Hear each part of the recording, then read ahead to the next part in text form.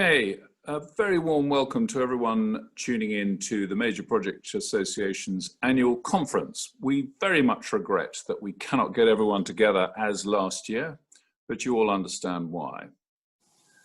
Last year's conference topic of sustainability in major projects proved immensely popular, and it sparked a raft of follow-up work. This year, we're discussing a completely different aspect of our work, emotional intelligence. What does that mean?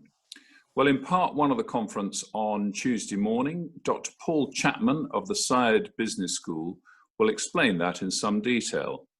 For now, let me just choose two phrases which give you a flavor of what we mean by emotional intelligence. First, it's the ability to use emotional information to guide thinking and behavior. Second, it helps you manage or adjust emotions to adapt to environments to achieve one's goals. So what we'll be discussing in the course of the conference is, does emotional intelligence drive better business performance? Does it lead to better project delivery and better outcomes? We have an introductory speaker who would, of course, be joining us at our conference centre, but he's going to join us virtually instead. He's Sir Mark Rowley, QPM, Distinguished Police Officer, Counter-Terrorism Expert and Security Advisor. I'm going to let him say a few words in a moment of introduction, but let me say first a few words about him before handing him the virtual microphone. Sir Mark's police career started on the beat in the West Midlands in 1987. After 10 years in and around Birmingham, he did a stint with the National Criminal Intelligence Service before moving to the Surrey Force, which he eventually led as Chief Constable from 2008 to 2011. After the 2011 riots, he moved to London as Assistant Commissioner for Specialist Crime and Operations. And then in 2014, he took command of UK counter-terrorism policing with some 10,000 staff across the country at a time of greatly increased terrorist threat. Since retiring from the police in 2018, Sir Mark has built a portfolio career based on three themes: technology-led innovation, specialist security and investigation, and thought leadership. I'm delighted to welcome Sir Mark to this introductory session to the MPA annual conference. And as I say, in a moment, he's going to speak for a few minutes about what emotional intelligence has meant to him in his career. Then I'm going to follow up with a few questions and discussion with him. Neither of us are in any way experts in emotional intelligence. We speak as practitioners, drawing on our own experiences as leaders in different fields. Well, that's enough introduction for me, so over to Sir Mark. Good morning, and thank you, Sir Tim. Certainly, I would echo that. I would start off by saying I have no claims to be an expert in emotional intelligence. My position and the story I want to tell, which I hope will have some value to the people at the conference, is about the challenges I've faced as a leader and how I've approached those. And if those have any resonance at all, and any help in the massive challenges you face as you take on critical issues for the UK, then I'm really pleased to be able to help. As I moved from Chief Constable of Surrey, a force I've been in for sort of 12 years or so, but last 3 or 4 as a chief, I had to sort of really think about my leadership style as I came to the Met, because I think I'd developed it instinctively. I'd had the opportunity of working with people at different ranks before I became the chief of the force. And I probably hadn't thought about how I led and what worked and what didn't work as much as I ought to have done. And then coming into a new environment, a force, the Met was very bruised after the riots and the departure of most of the previous management board. And so I thought hard about how I led and how I had to lead in the future. And so these thoughts is what I'm just going to start off with, and then explain about how that affected me as I took on the biggest challenge in my career in counter-terrorism. For me, what I sort of drew out of what I felt had been a very successful period in Surrey, thanks to the fantastic people I worked with and the great force. My role as the senior responsible person, if you like, for me, it was about separating out in my mind the technical and the human dimensions of my responsibilities. And I've got sort of six words I'm going to sort of come back to on and off in this, which I'll start off by just putting them up. The first, on the technical side, thinking about the horizon, execution and preparedness, and on the human side about team, self and stakeholders. In the policing context, I certainly include the public in stakeholders. What struck me as I came to my biggest challenges was that, and the thing I think I'd learned most of all was that it's easy for execution to dominate. And actually, that's probably the smallest amount of time I came to the conclusion I should spend as the most senior person. And particularly coming into counter-terrorism, that's quite challenging to step away from that day-to-day execution of operations and the mitigation of threats. It's all-consuming, it's fast-paced, as you might imagine, and in a role where you've got a national portfolio, you're briefing the Home Secretary on a sort of weekly basis on security issues. It's easy to get drawn into that day-to-day muck and bullets of operations, for want of a better shorthand. But actually, there were thousands of people doing that. There were more important things to me to put most of my time into. I'll come back to execution at the end because you can't ignore it, in my view. The first point for me was really illustrated on my second day in the counter-terrorism role. So day 2, al-Baghdadi, 2014 June, al-Baghdadi, the leader of ISIS, declared the caliphate, which really was a bit of a symbol for me of what was going to be an acceleratingly turbulent time in during my tenure. So looking at the horizon, so first point for me is, as the most senior person, if I'm not looking at the horizon and thinking about how do we need to shape ourselves to deal with changing challenges across the world, if I'm not doing that, then nobody else is going to be doing it. Because everyone else, when the machine is running red hot and there's lots of problems and lots of operations, everyone is going to be naturally drawn down into operations. As the most senior person, I need to think about the future. Actually, are we shaped as well as we need to be, given the threat is changing dramatically, as it indeed was at that time?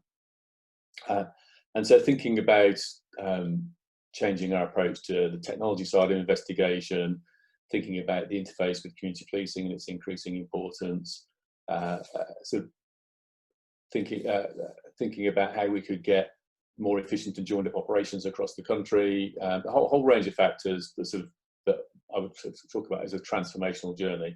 I saw that as one of my top priorities. But alongside that for me was the team. I'd had the privilege of working with high-performing teams in the past, and indeed both within them and leading them.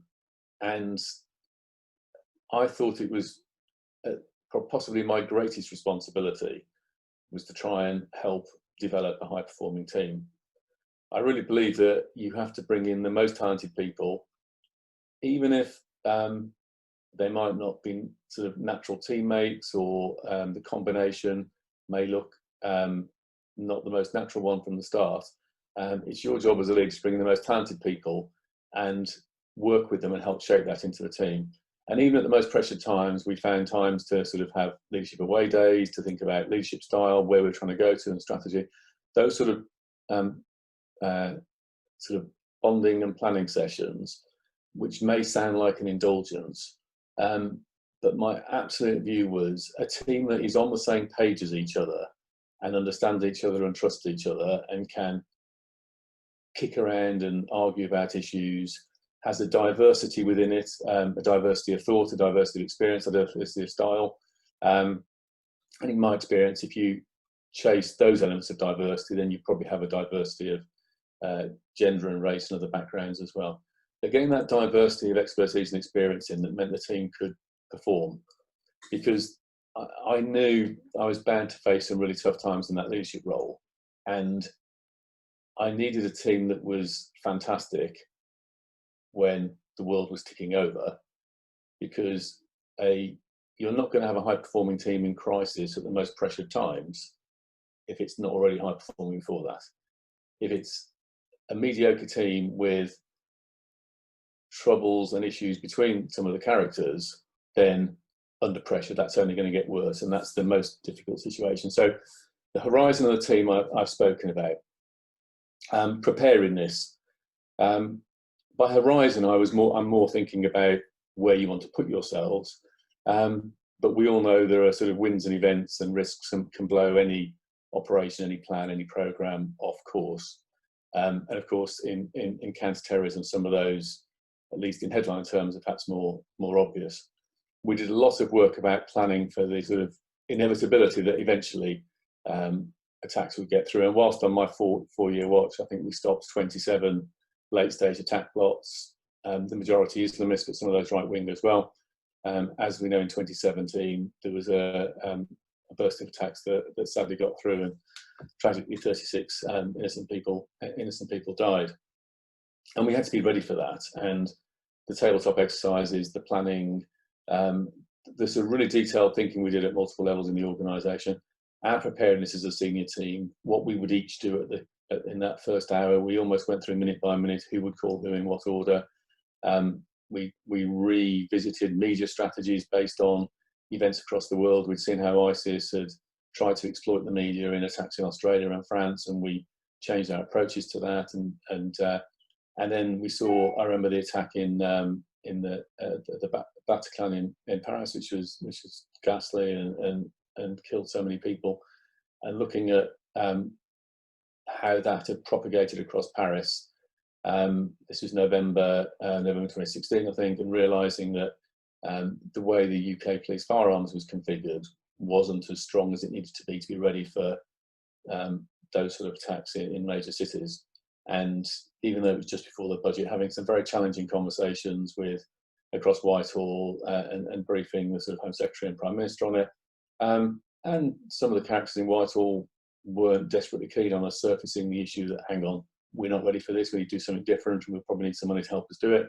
But actually that led to sort of a sensible solution, and the extra firearms officers were instrumental in some of the excellent response and amazing work that officers did in 2017. I think the speed of the response at London Bridge was a good example of that.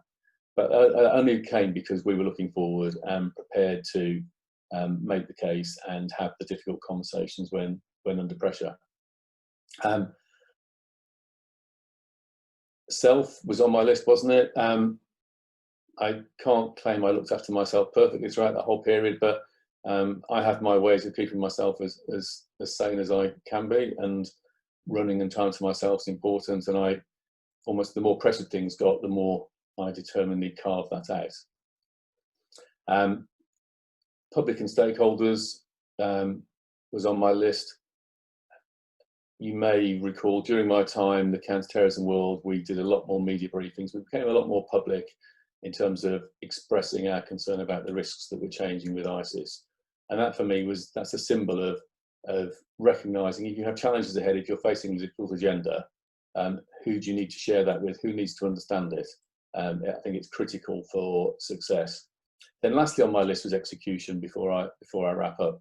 I deliberately put it last. Of course, execution is critical. And of course, as a senior responsible person, I needed a view as to what was going on sort of week in, week out, what was working, what wasn't. And sort of a bit of a radar that means I can spot problems and work with my leadership team to fix them.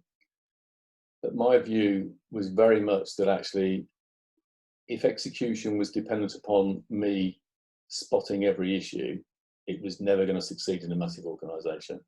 Actually, if I had a senior team with a shared view of where we were going in terms of the transformation of counter-terrorism to meet the new threats, if we were match fit for the future risks with preparedness, if we had that right team spirit, if we had that combination of factors, then those we'd be ready for those risks.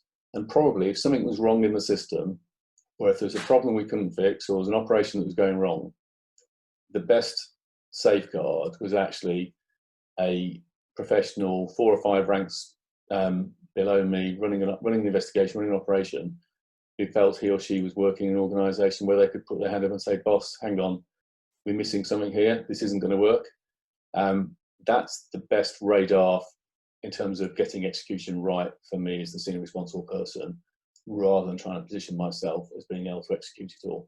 So what I've tried to sort of canter across those with a couple of war stories in the middle of it was that balance between the technical and the human, and how I tried to position myself in a really difficult job in terms of putting my time and energies into the components of that where I could make the biggest difference. It's a personal story, it's a personal approach to leadership.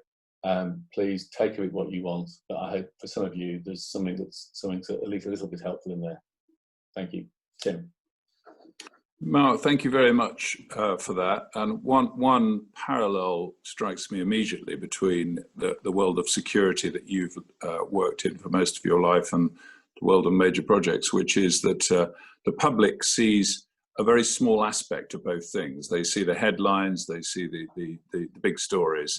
They're completely unaware of the massive amount of work that goes on behind producing a major project, for example, and the huge amount of work and thought that goes on in countering serious crime and terrorism.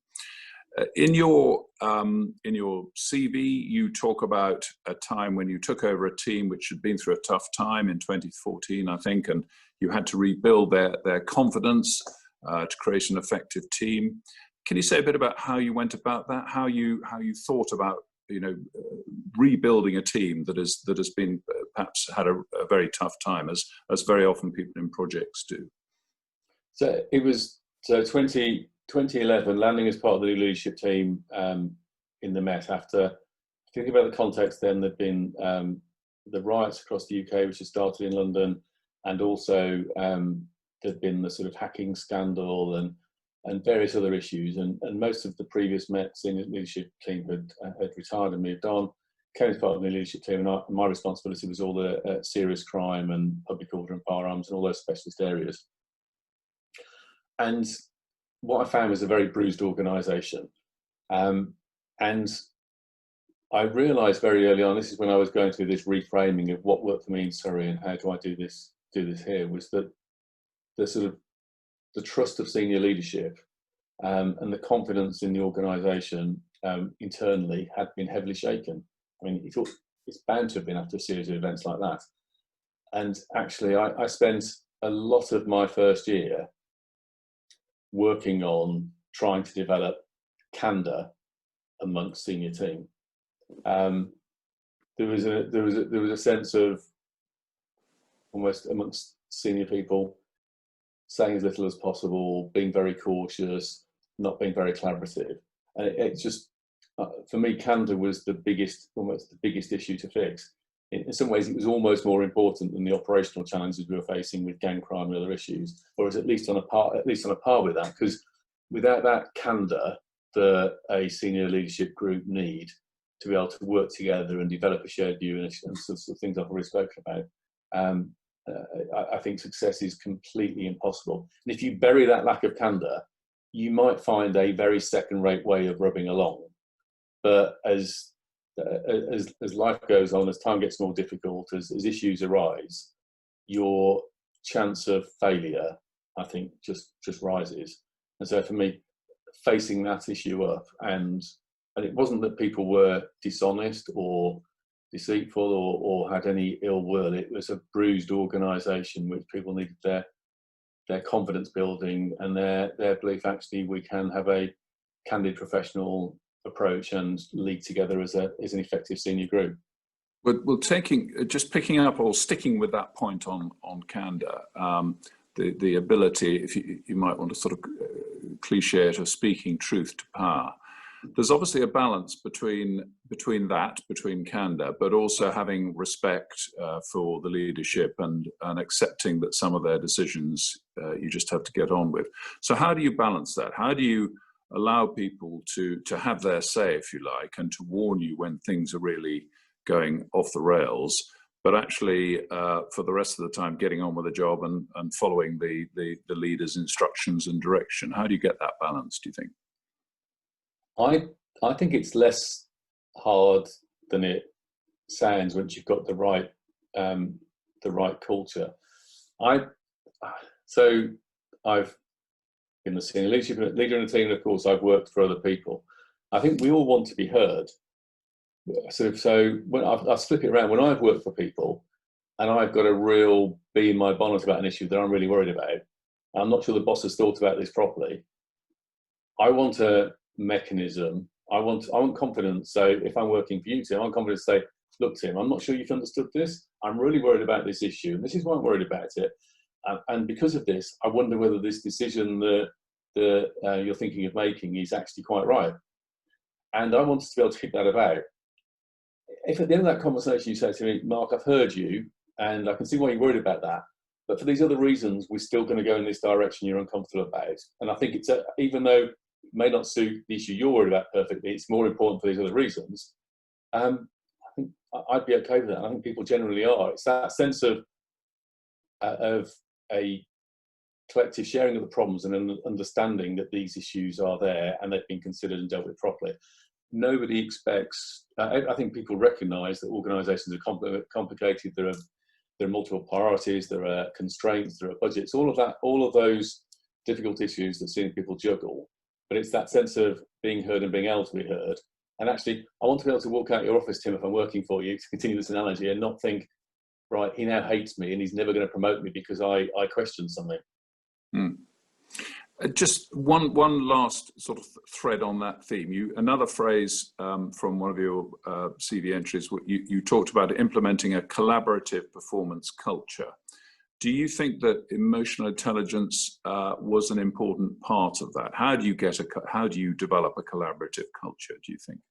Yeah, so in terms of a collaborative culture, over the last 20, 25 years in policing, I've seen different waves of performance management approaches using data. And I should say, I have a bit of a geek in me. I did maths at university before I decided to become a police officer. So I'm definitely not against data and numbers. I think that they're critical to understanding any organisation. What I've always been really cautious about, though, is taking a complex business, and so policing is certainly complex, and reducing it to a few numbers and saying, right, to team A, I want you to deliver this number. Team B, I want you to chase this issue. Team C, or if three teams delivering similar work, I want you to compete with each other and see if you're the best. I don't believe that culture is constructive. And actually, too often I've seen a simplistic chasing of numbers becomes misguided, and people sometimes sort of miss the point almost in terms of more subtle and complex organisation issues. So for me, it was about saying the collaborative issue was about saying, actually, what are we collectively trying to achieve and how are we going to do it? When I was Chief of Surrey, at that stage, this is sort of late noughties, the Labour government had brought in sort of performance-related bonuses for police officers, which I was always very, very sceptical and nervous about. But we had to implement it for the senior team then, and thinking about how I wanted to shape it, I shaped it in a way, I'm not sure any other force did this, where here are the objectives for Surrey Police for the year. So here are the sort of top sort of dozen people across the superintending ranks, or 15 or 16 people. And the way we constructed it was, if Surrey Police succeeds and you do an okay job on your objectives, everyone gets the bonus. If Surrey Police doesn't succeed, it's almost impossible for you to do well enough on your own objectives to get your bonus. So we tipped the balance towards team success, and that for me was critical, and that sort of really, and that I saw that draw people together. And you see, I know two different areas in the force where one is flying its performance, another one's struggling. Actually, you want this team to be helping this team, not thinking, oh, we're winning, sod them. And I've seen that happen in places when the wrong performance culture has been in place. So thinking about how you wire incentives, thinking about how you deal with people, I think is critical to that sense of working together. And then when you come under massive pressure, as my leadership team did in 2017 with a series of attacks, actually you've got people who are used to working together and understand each other, and the team thrives under pressure rather than the cracks that are already in the infrastructure widening and being exposed. I want to come back in a moment to times when teams are under pressure. But first of all, we've talked largely about internal leadership. I want to look outside. I want to look at the external contacts. A phrase that you wrote, I think, when you were, or part of summing up your time as Chief Constable Surrey, was you tried to engage local communities in co-delivery and problem solving. How important, again, let's thinking about emotional intelligence, how did you use that when you were engaging with external stakeholders, perhaps in that situation, and possibly equally importantly later in your time in the Met? So if I think about it in the context of Surrey, policing is about how safe we are, how safe we feel, where we live, where we work. Police are the leaders with the biggest chunk of responsibility in the middle of that space. But local authorities have responsibilities. They own the public space often in terms of street safety and tidiness and dealing with certain antisocial behaviour issues. And you've got highways issues, and of course you've got private security in and around shopping centres and that sort of thing. And then you've got the public themselves and how vested and interested they feel in their area. There's a phrase, when Robert Peel founded policing in 1829 in the Met, and he put together some principles about policing, he had a phrase, the police are the public and the public are the police, which is something people who've heard me speak publicly will have heard me use that thousands of times, because it sort of means a lot. So how you bring that to life is about the culture I think you create in policing, which actually recognises we're not simply a responsive enforcement body. We are here to prevent crime, through our powers and responsibilities, to improve the quality of life in communities. It's about setting the vision and then enabling people to make that happen. And so you set the vision that the organisation sort of learns and works on how to follow. But also it's about the senior person, the relationships you build with partner agencies, and sort of getting those well established, and trying to find ways to get their strategies to be sort of co-designed and connected with the policing strategy. So it's the local authority strategy joined with the policing strategy, and then having ways the public can help. It's about setting that framework and that vision, and then building systems about it. There's a very close parallel with major projects, because of course all major projects are done for people. That's the only reason we do projects. And if we're doing projects and the people are not bought into it and not sympathetic and not supportive, we're pushing a very large boulder uphill. So I think both areas we need to think more about bringing communities along with us. In fact, Sir John Brown, when he spoke to the annual conference, I think it was 4 years ago, said the one thing he regrets in his long career, very successful career with BP, is that he didn't engage local communities more in trying to achieve his goals. But we're nearing the end of our time. I want to come back to the business of pressure. So let me ask you, in high pressure situations, how do you manage the different ways stress affects people? Not least noting that some people, when they're under stress, will try to hide their problems and their vulnerabilities. How did you cope with that and tackle that? So I think there's a couple of things. I've laboured very much the groundwork you do in terms of the culture. You stand more chance that people won't retreat under pressure.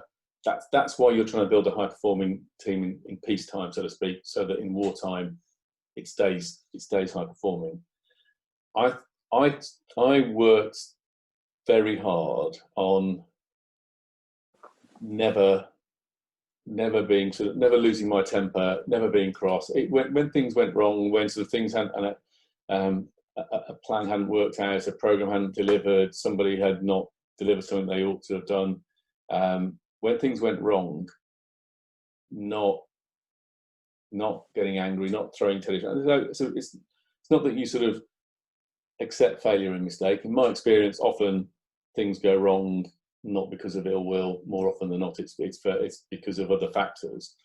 Trying to find a culture that was always demanding and set high expectations, but if people are working really hard and perhaps slightly overstretched or taking a bit of a chance and sort of taking a managed risk and trying to do something differently, if things don't work, it's really important they feel able to say, actually, we tried this and it didn't work for the following reason. And working on that optimistic view of people, that 99% of people come to work to do a good job and want to enjoy it and want to be excited about it. And actually, they want to try different things, they want to experiment, they want to innovate, but they need to feel safe that if it doesn't go well, actually, that's not the end of the world. I think the tone you set in terms of that is massively, massively important. So when you get under pressure, the last thing you need under pressure is people scared of the boss. That's the worst thing you could happen. Because people are scared of the boss as you walk into a pressure situation, that's going to drive cracks. There's lots of other words like respect and things that you might want, but fear, which it often slips into in my experience with the wrong style leadership, that is, I think, fatal to those situations. Thank you for that. And one very final question. You've talked already a bit about maintaining your own self, the importance of your health and so forth. You've been in very, very highly pressured situations. Many people in projects from time to time run into very pressured situations of meeting a deadline or dangerous conditions they're working in. A couple of thoughts on how you manage your own health and self-awareness, if you like, in those very high pressure situations. For me, there's probably the two most important components of that are there's a health that's probably as much away from work as home, and then there's a readiness in the work environment.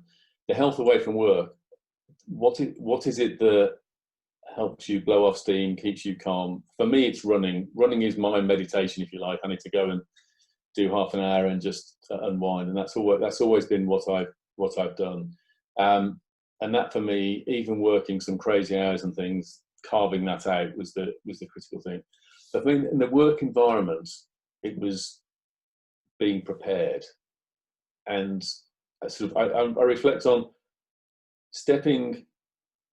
When the Westminster Bridge attack, which was the first of that series in 2017, happened, and like 2.5 hours later, I'm about to step outside Scotland Yard in front of the world's media. And I've done lots of griefy media briefings in the past and lots of those challenges, but that was a particularly scary moment, because we decided we were going to do briefings much earlier on, and I was doing a briefing very early, well before I had the detail of facts that one would wish really before standing in that situation. I felt able to do that, partly because of my confidence in the people around me, partly because we'd planned and sort of war gamed what was the right approach and how to do it, and so I felt ready. You can't walk into these situations. No human being can do it if you don't feel ready. So for me, there's an underlying fitness, health, happiness, whatever works for you in terms of family, exercise, diet, all of that sort of stuff that we need to understand ourselves. But then there's actually facing up to the challenges you may face ahead of you in the workplace and not shying away from preparing from them, however difficult they may be. Thank you very much for that. And I know that earlier this year you will have had to use your stress coping mechanisms when watching Aston Villa in the last day of the season. Speaking as a Spurs supporter, I'm very familiar with those sort of pressures. So Mark, thank you very much indeed for joining us. I'm just so sorry that we can't now retire to the bar with all of the delegates watching this video and have a drink and a chat. But thank you so much for sharing your experiences with us. And I know that everybody watching this will gain a huge amount from what you've said. Thank you. Thank you, Steve.